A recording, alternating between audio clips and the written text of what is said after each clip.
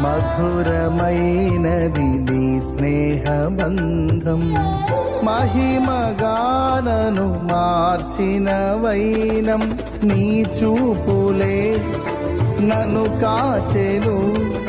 నీ బాహువే నన్ను మోసెను. నీ చూపులే నన్ను కాచెను. నీ బాహువే నన్ను మోసెను. ఏమిచ్చి నీ రుణమునే తీర్చను. కీర్తించి నిన్నే గణపరతునయ్యా మనసారని